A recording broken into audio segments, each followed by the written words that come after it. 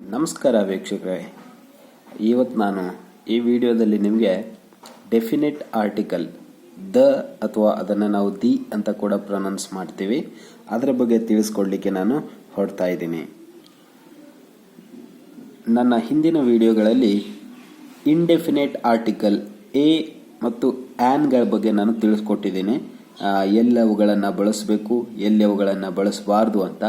ಈ ಒಂದು ವಿಡಿಯೋದಲ್ಲಿ ನಾವು ದ ಅಥವಾ ದಿ ಬಗ್ಗೆ ಸರಿಯಾಗಿ ತಿಳಿದುಕೊಳ್ಳೋಣ. ಡೆಫಿನೆಟ್ ಆರ್ಟಿಕಲ್ ಅಂದರೆ ಏನು?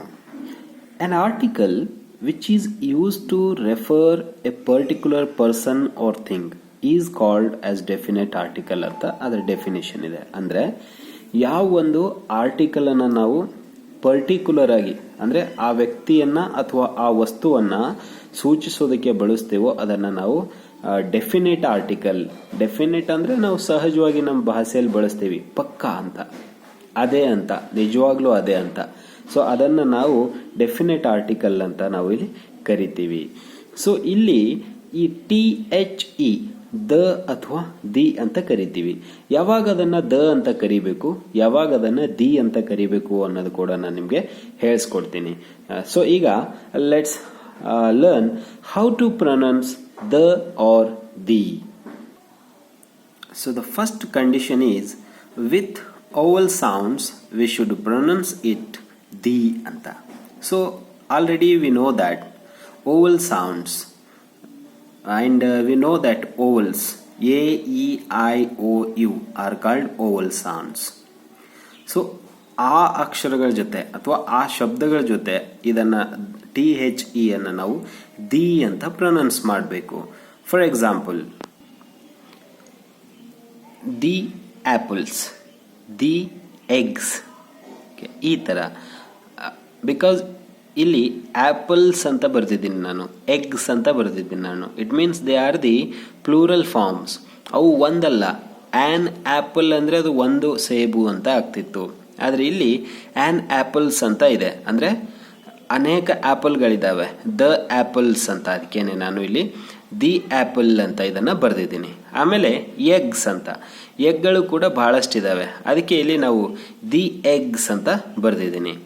ಇಲ್ಲಿ ದಿ ಯಾಕೆ ಬಳಸಬೇಕು ಅಂದರೆ ಆಪಲ್, ಎಗ್, AEIOU ನಿಂದ ಶುರು ಆಗುವಂಥ ಶಬ್ದಗಳು ಒಂದು ವೇಳೆ ಅವು ಬಹುವಚನಗಳಾಗಿದ್ದರೆ ಮತ್ತು ಅವು ಪರ್ಟಿಕ್ಯುಲರ್ ಆಗಿದ್ದರೆ ಅಲ್ಲಿ ನಾವು ದಿ ಅನ್ನ ಬಳಸಬೇಕು. And next, with consonant sounds we should pronounce it the ಅಂತ. ಯಾವಾಗ ಕಾನ್ಸೊನೆಂಟ್ನಿಂದ ಅಂದರೆ AEIOUಗಳನ್ನು ಬಿಟ್ಟು ಉಳಿದ ಶಬ್ದಗಳ ಜೊತೆ ಅದನ್ನು ದ ಅಂತ ಬಳಸಬೇಕು. For example, the mangoes, the bananas. ನಾನು ಹೇಳಿದ್ದೀನಿ ಇಂಡೆಫಿನೆಟ್ ಆರ್ಟಿಕಲ್ ಅಲ್ಲಿ ಹೇಳ್ಬೇಕಾದ್ರೆ ಎ ಮ್ಯಾಂಗೋ, ಎ ಬನಾನಾ ಅಂತ ಹೇಳಿದ್ದೆ ನಾನು. ಆದರೆ ಇಲ್ಲಿ ದ ಮ್ಯಾಂಗೋಸ್, ದ ಬನಾನಾಸ್ ಅಂತ ಇದ್ದೀನಿ. ಯಾಕಂದ್ರೆ ಇಲ್ಲಿ ಒಂದು ಮ್ಯಾಂಗೋ ಅಥವಾ ಒಂದೇ ಬನಾನಾ ಇಲ್ಲ, ಒಂದರಿಗಿಂತ ಜಾಸ್ತಿ ಇದಾವೆ, ಮತ್ತೆ ಅವು ಪರ್ಟಿಕ್ಯುಲರ್ ಆಗಿದ್ದಾವೆ. ಹೀಗಾಗಿ ನಾನು ಅದನ್ನ ದ ಮ್ಯಾಂಗೋಸ್, ದ ಬನಾನಾ ಅಂತ ಇದ್ದೀನಿ. ಇಲ್ಲಿ ನೋಡಿ, ಮ್ಯಾಂಗೋ ಮತ್ತು ಬನಾನಾ, ಇಲ್ಲಿ ಎಂ ಇದೆ, ಇಲ್ಲಿ ಎಂ ಇದೆ ಮತ್ತು ಇಲ್ಲಿ ಬಿ ಇದೆ. ಇವು ಕಾನ್ಸೊನೆಂಟ್ ಶಬ್ದಗಳಾಗಿರೋದ್ರಿಂದ, ಕಾನ್ಸೊನೆಂಟ್ ಅಕ್ಷರಗಳಾಗಿರೋದ್ರಿಂದ ನಾವು ಇಲ್ಲಿ ದ ಅಂತ ಬಳಸ್ತಾ ಇದ್ದೀವಿ. ಈಗ ಕ್ಲಿಯರ್ ಆಯ್ತಾ ನಿಮಗೆ? ಯಾವುದು ಜೊತೆ ಅಂದರೆ ವಿತ್ ಓವಲ್ ಸೌಂಡ್ಸ್ ಇದ್ರೆ ನಾವು ಅದನ್ನ ದಿ ಅಂತ ಅನ್ಬೇಕು, ವಿತ್ ಕಾನ್ಸೊನೆಂಟ್ ಸೌಂಡ್ಸ್ ಇದ್ರೆ ನಾವು ಆವಾಗ ಅದನ್ನ ದ ಅಂತ ಕರಿಬೇಕು. ಸೊ ನಾವ್ you understood that where to pronounce the and where to pronounce the ಅಂತ. ಮುಂದೆ ಹೋಗೋಣ. ಸೊ ಈಗ ಎಲ್ಲಿ ಮತ್ತೆ ಯಾವಾಗ ನಾವು ಈ ದ ಅಥವಾ ದಿ ಅನ್ನ ಬಳಸಬೇಕು ಅನ್ನೋದನ್ನ ತಿಳಿದುಕೊಳ್ಳೋಣ. ಫಸ್ಟ್ ಕಂಡೀಷನ್ ಏನಿದೆ ಅಂದರೆ with unique things in nature ಅಂತ. ಅಂದರೆ ನಮ್ಮ ಪ್ರಕೃತಿ ಒಳಗಡೆ, ನಮ್ಮ ಪರಿಸರದ ಒಳಗಡೆ ಇರುವಂಥ ಯೂನಿಕ್ ಅಂದರೆ ಆ ವಸ್ತುವಿನ ಥರ ಇನ್ನೊಂದು ವಸ್ತು ಇರೋದಕ್ಕೆ ಸಾಧ್ಯನೇ ಇಲ್ಲ. ಆ ವಸ್ತುಗಳ ಜೊತೆ ಅಥವಾ ವಸ್ತುಗಳ ಜೊತೆ ನಾವು ದ ಅಥವಾ ದಿ ಅನ್ನ ಬಳಸಬೇಕು. ನೋಡಿ, ಯೂನಿಕ್ ಥಿಂಗ್ಸ್ ಅಂದರೆ ದ ಸನ್, ಸೂರ್ಯನ ಥರ ಇನ್ನೊಬ್ರಿಲ್ಲ. The sea, okay, and the sky, the moon ಅಂತ ನಾನು ಬರ್ದಿದ್ದೀನಿ. ಹಾಗೆ ದ ಅರ್ತ್ ಕೂಡ ಆಗುತ್ತೆ. ಈ ಸನ್, ಸಿ, ಸ್ಕೈ, ಮೂನ್ ಈ ನಮ್ಮ ನೇಚರ್ ಒಳಗಡೆ ಯೂನಿಕ್ ಆಗಿರುವಂಥವು. ಇವುಗಳನ್ನು ಇನ್ನೊಬ್ರು ಕಾಪಿ ಮಾಡೋಕ್ಕೆ ಸಾಧ್ಯನೇ ಇಲ್ಲ. ಸೊ ಒಂದು ಸೆಂಟೆನ್ಸನ್ನು ನಾವು ಯಾವ ರೀತಿ ಫ್ರೇಮ್ ಮಾಡ್ಬೋದು? ಸೊ ಇಲ್ಲಿ ನಾನು ಒಂದು ಸೆಂಟೆನ್ಸ್ ಮಾಡಿದ್ದೀನಿ. The earth moves around the sun ಅಂತ. ಅಂದರೆ ನಮ್ಮ ಭೂಮಿ ಸೂರ್ಯನ ಸುತ್ತಲೂ ಸುತ್ತುತ್ತದೆ. ನೋಡಿ, the earth moves around the sun ಅಂದರೆ ಈ ಸನ್ ಮತ್ತೆ ಅರ್ತ್ ಇವೆರಡು ಕೂಡ ಯೂನಿಕ್ ಥಿಂಗ್ಸ್ ಇದಾವೆ ನೇಚರ್ ಒಳಗಡೆ. Secondly, with particular person or thing ಅಂತ ನಾವು ಕರಿತಾ ಇದ್ದೀವಿ. ಪರ್ಸನ್ ಅಂದರೆ ಯಾರು? For example, the women you met yesterday is my cousin ಅಂತ. ಅಂದರೆ ಯಾವೊಂದು ಹೆಣ್ಮಗಳನ್ನು ನೀವು ಎಸ್ಟರ್ಡೇ ಭೇಟಿಯಾಗಿದ್ರೋ ಅವ್ರು ಬೇರೆ ಯಾರು ಅಲ್ಲ, ನಮ್ಮ ಕಸಿನ್ ಇದ್ದಾರೆ ಅಂತ. ಆಮೇಲೆ the pen which is you are using that is mine ಅಂತ. ಯಾವೊಂದು ಪೆನ್ ನೀನು ಬಳಸ್ತಾ ಇದೆಯಲ್ಲ ಆ ಪೆನ್ನು ನಂದೇ ಇದೆ ಅಂತ. ಇಲ್ಲಿ ನಾನು ಆ ಹೆಣ್ಮಗಳು ಆಗಲಿ ಅಥವಾ ಪೆನ್ ಆಗಲಿ ಅದು ನನ್ನದು ಅನ್ನೋದನ್ನ ಪರ್ಟಿಕ್ಯುಲರ್ ಆಗಿ ಹೇಳ್ತಾ ಇದ್ದೀನಿ. ಅದಕ್ಕೆ with particular person or thing we use the ಅಂತ. ನೋಡಿ, the women you met yesterday is my cousin and the pen which is you are using that is mine ಅಂತ. ಕಂಡೀಷನ್ ಥರ್ಡ್ ಏನು ಹೇಳುತ್ತೆ? The is use to mention person or things for the second time ಅಂತ. ಅಂದರೆ ನಾವು ಆ ಒಂದು ವಾಕ್ಯದೊಳಗಡೆ ಅದು ಒಂದು ಸಾರಿ ಬಂತು ಅಂದರೆ ಎ ಅಥವಾ ಆ್ಯನ್ ಅನ್ನು ಬಳಸ್ಕೊಳ್ತೀವಿ. ಅದೇ ಮತ್ತೆ ಮತ್ತೆ ಅದೇ ಪ್ಯಾರಾಗ್ರಾಫಲ್ಲಿ ಬರ್ತಾ ಇತ್ತು ಅಂತಂದರೆ ನಾವಲ್ಲಿ ಅದನ್ನು ದ ಅಂತ ಬಳಸ್ಕೊಳ್ತೀವಿ. ಯಾಕಂದರೆ ಆಲ್ರೆಡಿ ನಾವು ಇಟ್ ಈಸ್ ಅ ಪರ್ಟಿಕ್ಯುಲರ್, ಈಗ ನಮ್ಗೆ ಅದ್ರ ಬಗ್ಗೆ ಗೊತ್ತಾಗೋಗಿದೆ. ಈ for example, an elephant, an elephant went to the market. An elephant went to the market ಮೊದಲನೇದಾಯಿತು. ಈಗ ನೆಕ್ಸ್ಟ್ ಅದೇ ಎಲಿಫೆಂಟ್ ಬಗ್ಗೆ ನಾನು ಹೇಳಬೇಕಾದ್ರೆ ಆ್ಯನ್ ಎಲಿಫೆಂಟ್ ಅನ್ನೋದಿಲ್ಲ. ಈಗ ನೋಡಿ, an elephant went to the market, the elephant eat banana. ಅಲ್ಲಿ ಏನು ಹೇಳ್ತಾ ಇದ್ದೀನಿ? ಅಲ್ಲಿ ಹೋಗ್ಬಿಟ್ಟು ಆ ಎಲಿಫೆಂಟ್ ಏನು ಮಾಡ್ತಾ ಇದೆ? ಬನಾನಾ ತಿಂತಾ ಇದೆ. ಹಾಗೇನೆ ಇಲ್ಲಿ ನಾವು ಇಲ್ಲಿ ನೋಡಿ, I met A girl, I met A girl ಅಂತ ಇದೆ ನೋಡಿ, ಎ ಇದೆ ಇಲ್ಲಿ. ನೆಕ್ಸ್ಟ್ ನೋಡಿ, the girl is very beautiful.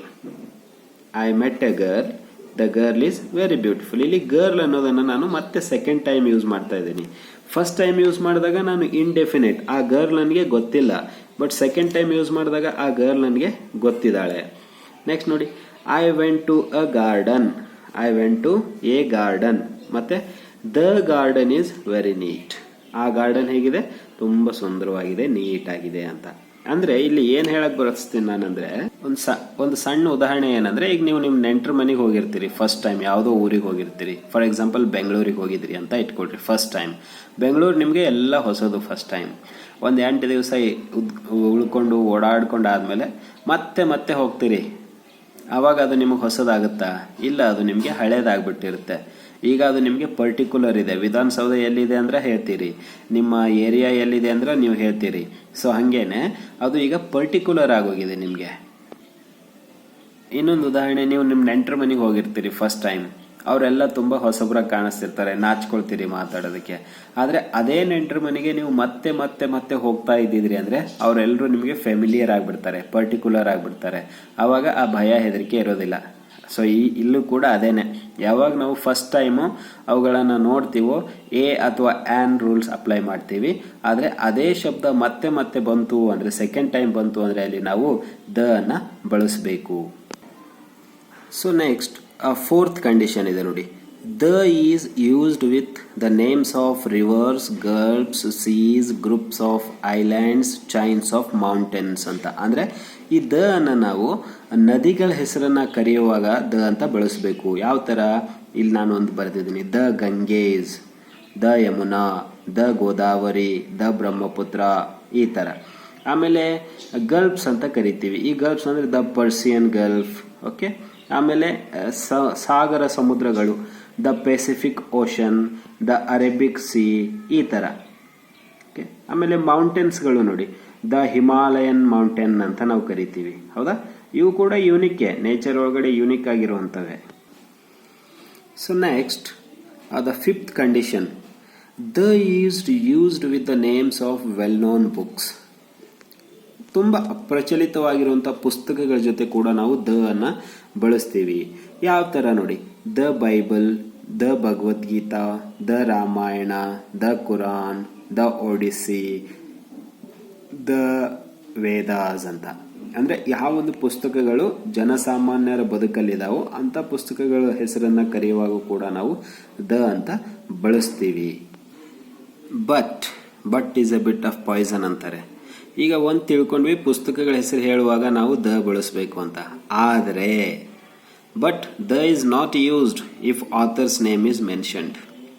ಮೊದಲು ಆಥರ್ ಹೆಸರು, ಆ ಪುಸ್ತಕ ಬರೆದವ್ರ ಹೆಸರು ಏನಾದರೂ ಮೊದಲು ಮೆನ್ಷನ್ ಮಾಡಿದ್ರು ಅಂದರೆ ಅಂಥ ಟೈಮಲ್ಲಿ ನಾವು ದ ಅನ್ನು ಬಳಸಬಾರ್ದು. ಹೆಂಗಂದ್ರೆ ಈಗ ಇಲಿಯಡ್ ಅನ್ನುವಂಥ ಪುಸ್ತಕ ಹೋಮರ್ ಬರೆದಿದ್ದಾನೆ, ಹೋಮರ್ಸ್ ಇಲಿಯಡ್ ಅಂತ ಹೇಳಬೇಕು. ಈ ರಾಮಾಯಣ ಅನ್ನೋದು ವಾಲ್ಮೀಕಿಯವರು ಬರೆದಿದ್ದಾರೆ, ವಾಲ್ಮೀಕೀಸ್ ರಾಮಾಯಣ ಅಂತ ಹೇಳಬೇಕು. ನಾವು ಅದನ್ನು ದ ವಾಲ್ಮೀಕೀಸ್ ರಾಮಾಯಣ ಅಂತಂದರೆ ತಪ್ಪಾಗುತ್ತೆ. ಮತ್ತು ಮಹಾಭಾರತ ವ್ಯಾಸಾಸ್ ಮಹಾಭಾರತ ಅಂತ ನಾವು ಕರಿಬಹುದು. ಇದನ್ನು ನೆನ್ಪಿಟ್ಕೊಳ್ಳಿ, ಕೇವಲ ಪುಸ್ತಕಗಳ ಹೆಸರು ಹೇಳುವಾಗ ದ ಅಂತ ನಾವು ಬರಿತೀವಿ, ದ ರಾಮಾಯಣ, ದ ಮಹಾಭಾರತ ಅಂತ. ಆದರೆ ಆ ಪುಸ್ತಕ ಬರೆದವ್ರ ಹೆಸರು ಜೊತೆಗೆ ನಾವು ಹೇಳಬೇಕಾದ್ರೆ ದ ಅಂತ ಬಳಸಬಾರ್ದು. ಹೆಂಗಂದ್ರೆ ದ ವಾಲ್ಮೀಕೀಸ್ ರಾಮಾಯಣ ಅಂದ್ವಿ ಅಂದರೆ ತಪ್ಪಾಗುತ್ತೆ. ಅದು Valmiki's Ramayana is right. The next condition, the is used with directions. ಅಂದರೆ ದಿಕ್ಕುಗಳನ್ನು ಹೇಳುವಾಗ ನಾವು ದ ಅನ್ನು ಬಳಸ್ತೀವಿ. The north, the east, the south, the west ಅಂತ. Next condition, the is used with historical buildings. ಯಾವೆಲ್ಲ ಹಿಸ್ಟಾರಿಕಲ್ ಮಾನ್ಯುಮೆಂಟ್ಸ್ಗಳಿದಾವೋ ಅದ್ರ ಜೊತೆ ನಾವು ದ ಅಂತ ಬಳಸ್ತೀವಿ. ಯಾಕಂದರೆ ಅವು ಕೂಡ ನಮ್ಮ ನೇಚರ್ ಒಳಗಡೆ ತುಂಬ ಯೂನಿಕ್ ಆಗಿರುವಂಥವೆ. ಅವುಗಳನ್ನು ಕೂಡ ಇನ್ನೊಬ್ರು ಕಾಪಿ ಮಾಡೋಕೆ ಆಗದೇ ಇರುವಂಥವು. The Taj Mahal, the Red Fort, the Charminar, the Qutub Minar ಅಂತ. ಯಾಕಂದರೆ ಅವೆಲ್ಲ ಆಲ್ರೆಡಿ ಇದ್ದಾವೆ, ಪರ್ಟಿಕ್ಯುಲರ್ ಆಗಿ ಇದ್ದಾವೆ. ನಾವು ಯಾವುದನ್ನು ಇಲ್ಲಿ ಇರಲಾರ್ದಿರೋದನ್ನು ನಾವು ಹೇಳ್ತಾ ಇಲ್ಲ, ಎಲ್ಲವೂ ಇರೋವನ್ನೇ ಹೇಳ್ತಾ ಇದ್ದೀವಿ. ಇನ್ನೊಂದು, ಇದು ತುಂಬ ಇಂಪಾರ್ಟೆಂಟ್ ಆಗಿರುವಂಥದ್ದು, ನ್ಯೂಸ್ ಪೇಪರ್ಸ್ ಮತ್ತು ಮ್ಯಾಗ್ಝೀನ್ಗಳ ಹೆಸರು ಹೇಳುವಾಗ ಕೂಡ ನಾವು ದ ಅನ್ನೋದನ್ನು ನೋಡ್ತೀವಿ. ನಾವು ಎಷ್ಟೋ ಸಾರಿ ಓದ್ತೀವಿ the Hindu, the Deccan Chronicle ಅಂತ. ಆದರೆ ಅದು ಯಾಕೆ ಹಂಗಿರುತ್ತೆ ಅಂತ ಗೊತ್ತೇ ಇಲ್ಲ ನಮಗೆ. ಆದರೆ ಕಂಡೀಷನ್ ಇಲ್ಲಿದೆ, ಗ್ರಾಮರಲ್ಲಿ ಸಿಗುತ್ತೆ. The Hindu, the Indian express, the times of India. ನೋಡಿ, ಎಲ್ಲ ಪೇಪರ್ ಜೊತೆ, ನ್ಯೂಸ್ ಪೇಪರ್ ಆಗಿರಲಿ ಅಥವಾ ಮ್ಯಾಗ್ಝಿನ್ಸ್ಗಳಾಗಿರಲಿ, ಅದ್ರ ಜೊತೆ ದ ಅಂತ ಇರುತ್ತೆ. ಅದು ಪರ್ಟಿಕ್ಯುಲರ್ ಅನ್ನು ತೋರಿಸ್ಕೊಡುತ್ತೆ, ಅದರ ಅಸ್ತಿತ್ವವನ್ನು ತೋರಿಸ್ಕೊಡುತ್ತೆ. ನಾವು ಕೂಡ ಅಷ್ಟೇ ಬರೀಬೇಕಾದ್ರೆ ದ ಅಂತ ಹಚ್ಕೊಂಡೆ ಬರೀಬೇಕು. ಸೊ ಆತ್ಮೀಯರೇ, ಇಲ್ಲಿವರೆಗೂ ನಾವು ದ ಅಥವಾ ದಿ ಅನ್ನು ಎಲ್ಲೆಲ್ಲಿ ಬಳಸಬೇಕು ಅನ್ನೋದನ್ನು ನೋಡಿದ್ದೀವಿ. ಈಗ ಇನ್ಮುಂದೆ ನಾವು ದ ಅನ್ನು ಎಲ್ಲಿ ಬಳಸಬಾರ್ದು ಅನ್ನೋದನ್ನು ನೋಡೋಣ. ಅದಕ್ಕೆ ನಾವು omission of the article the ಅಂತ ಕರಿತೀವಿ. ಅಂದರೆ ಎಲ್ಲಿ ಅದನ್ನು ಬಳಸಬಾರ್ದು. ಭಾಳ ಸಾರಿ ನಾವು ತಪ್ಪಾಗಿ ಬಳಸ್ಕೊಂಡ್ಬಿಡ್ತೀವಿ. The should not use for the names of man and women. The ಅನ್ನು ನಾವು ಮನುಷ್ಯರ ಹೆಸರುಗಳನ್ನು ಬರೆಯುವಾಗ ಬಳಸಬಾರ್ದು.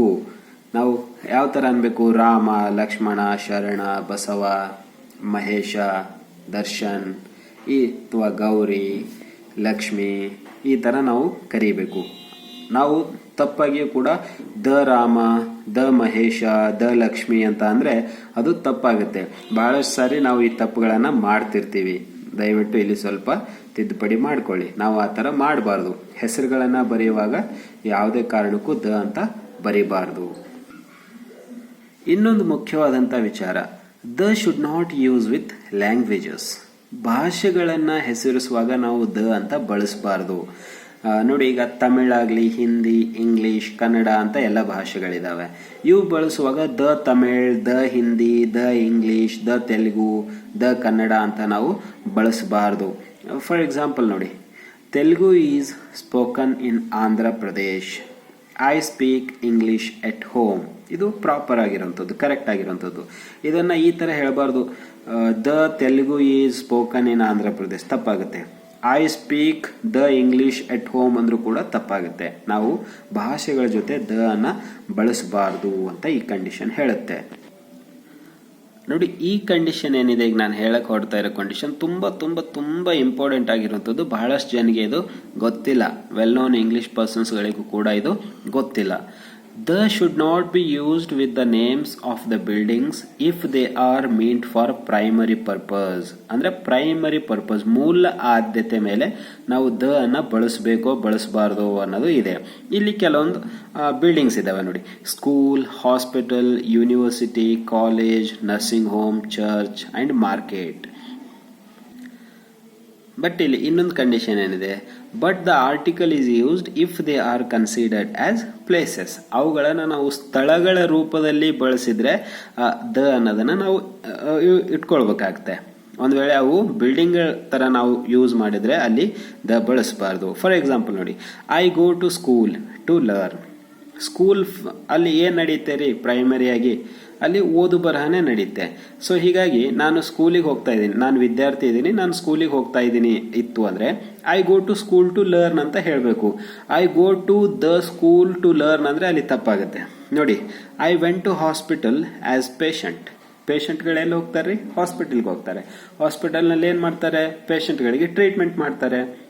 ಓಕೆ, ಇದು ಪ್ರೈಮರಿ ಪರ್ಪಸ್. ಹಾಸ್ಪಿಟಲ್ ಕೆಲಸ ಏನು, ಟ್ರೀಟ್ಮೆಂಟ್ ಮಾಡೋದು. ಆಮೇಲೆ ಚರ್ಚು, ಮಸ್ಜಿದ್, ಟೆಂಪಲ್ಗಳ ಕೆಲಸ, ಅಲ್ಲಿ ಪ್ರೇಯರ್ ಮಾಡ್ತೀವಿ, ದೇವರಿಗೆ ನಮಸ್ಕಾರ ಮಾಡ್ತೀವಿ. I am in church to pray ಅಥವಾ I am in temple to pray. Okay, ಈ ತರ. ಆದ್ರೆ ಈ ಜಾಗಗಳನ್ನ ನಾವು ಪ್ರೈಮರಿ ಪರ್ಪಸ್ ಅಲ್ಲದೆ ಸೆಕೆಂಡರಿ ಪರ್ಪಸ್ಗೆ ಬಳಸುವಾಗ ದ ಅಂತ ಬಳಸಬೇಕು. ಯಾವ ತರ, ನಾನೀಗ ಸ್ಕೂಲಿಗೆ ಹೋಗ್ತಾ ಇದ್ದೀನಿ, ನಾನು ಸ್ಟೂಡೆಂಟ್ ಅಲ್ಲ, ನಾನು ಪೇರೆಂಟ್ ಇದ್ದೀನಿ, ಅಥವಾ ನಾನು ಒಬ್ಬ ಬೇರೆ ಹುಡುಗ ಇದ್ಬಿಟ್ಟು ಆ ಸ್ಕೂಲ್ ನಂದಲ್ಲ, ಅಥವಾ ನಾನು ಓದಕ್ಕೆ ಹೋಗ್ತಾ ಇಲ್ಲ, ಅಲ್ಲಿ ನಾನು ಯಾರಿಗೋ ಭೇಟಿ ಮಾಡಕ್ ಹೋಗ್ತಾ ಇದ್ದೀನಿ ಅಂತ ಇಟ್ಕೊಳ್ಳಿ. ಅಲ್ಲಿ ನೋಡಿ, I go to the school to meet my sister. ನೋಡಿ, ನಾನು ಸ್ಕೂಲಿಗೆ ಓದಕ್ಕೆ ಹೋಗ್ತಾ ಇಲ್ಲ, ಅಲ್ಲಿ ನನ್ನ ಸಿಸ್ಟರ್ಗೆ ಭೇಟಿಯಾಗಕ್ಕೆ ಹೋಗ್ತಾ ಇದ್ದೀನಿ. I went to the hospital to bring purified water. ನೋಡಿ, I went to the hospital. ನಾನು ಹಾಸ್ಪಿಟಲ್ಗೆ ಯಾಕೆ ಹೋಗ್ತಾ ಇದ್ದೀನಿ, ಪೇಷಂಟ್ ಆಗಲ್ಲ ಅಥವಾ ಟ್ರೀಟ್ಮೆಂಟ್ ತಗೊಳ್ಳಿಕ್ಕಲ್ಲ, ನಾನು ಅಲ್ಲಿ ಪ್ಯೂರಿಫೈಡ್ ನೀರು ಸಿಗ್ತವೆ, ನೀರು ತಗೊಂಡ್ ಬರ್ಬೇಕಂತ ಹೋಗ್ತಾ ಇದ್ದೀನಿ ಹಾಸ್ಪಿಟಲ್ಗೆ. ನೆಕ್ಸ್ಟ್ ನೋಡಿ, I am in the church to catch the thug. I am in the church, ನಾನು ಚರ್ಚ್ ಒಳಗಿದ್ದೀನಿ, ಯಾಕೆ, ಕಳ್ಳನನ್ನ ಹಿಡಿಯೋಕಿದ್ದೀನಿ.